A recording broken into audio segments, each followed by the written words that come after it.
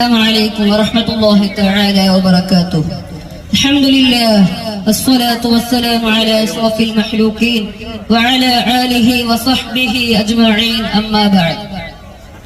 ഏറ്റവും ബഹുമാനമുള്ള ജഡ്ജുകളെ, എന്റെ ശബ്ദം ശ്രവിക്കുന്ന പ്രിയ ശ്രോതാക്കളെ, ഇന്ന് ഞാൻ നിങ്ങളുടെ മുന്നിൽ സംസാരിക്കാൻ പോകുന്നത് ലോകത്തെ അതിവേഗത്തിൽ മാറ്റിമറിച്ചുകൊണ്ടിരിക്കുന്ന ഒരു വിഷയത്തെ കുറിച്ചാണ്.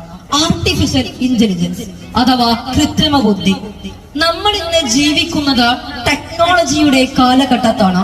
ഒരു കാലത്ത് മനുഷ്യർക്ക് അസാധ്യമായി തോന്നിയ പല കാര്യങ്ങളും ഇന്ന് യാഥാർത്ഥ്യമായി കഴിഞ്ഞു. അതിൽ ഏറ്റവും വലിയ മാറ്റം കൊണ്ടുവന്ന ഒന്നാണ് AI.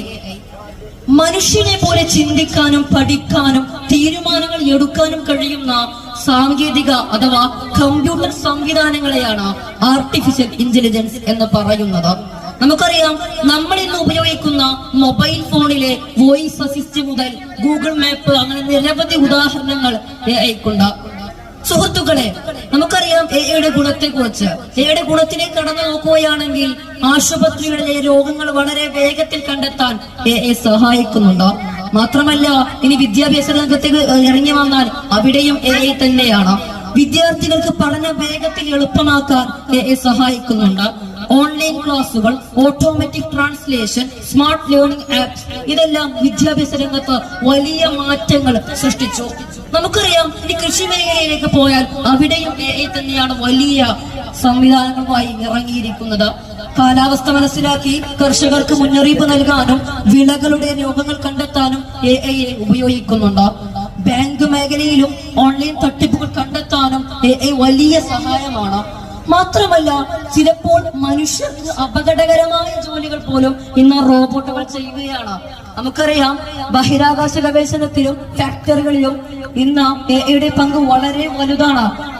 കൂട്ടുകാരെ, AIക്ക് ചില ദോഷങ്ങളും ചില ഗുണങ്ങൾ മാത്രമല്ല ചില ദോഷങ്ങളുമുണ്ട്.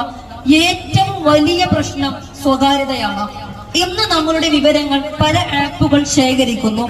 AIയെ തെറ്റായ രീതിയിൽ ഉപയോഗിച്ചാൽ അത് മനുഷ്യരുടെ സ്വകാര്യതയെ വെളിവാക്കാൻ സാധ്യതയുണ്ട്. കൂടാതെ fake videos, fake photos, fake വാർത്തകൾ എന്നിവയെ നിർമ്മിക്കാൻ ചിലർ AIയെ ദുരുപയോഗം ചെയ്യുന്നു. ഇതിൽ നിന്ന് മോക്ഷമാവാൻ AIയെ ആദ്യമായി ആശ്രയിക്കുകയാണെങ്കിൽ അത് മനുഷ്യരുടെ ചിന്തശേഷിയെ കുറക്കാൻ അത് സാധ്യമാകും. കാരണം ചെറിയ കുട്ടികൾ പോലും ചെറിയ ചെറിയ ആവശ്യങ്ങൾക്ക് വേണ്ടി AIയെ ആശ്രയിക്കുന്ന അവസ്ഥയാണ് ഇന്ന് വരുന്നത്. ഇതിങ്ങനെ നീണ്ടുപോയാൽ നമ്മുടെ ഭാവി തലമുറയുടെ സൃഷ്ടിപരതയെ തന്നെ അത് ബാധിച്ചേക്കാം. അതുകൊണ്ട് എല്ലാ സാങ്കേതിക വിദ്യ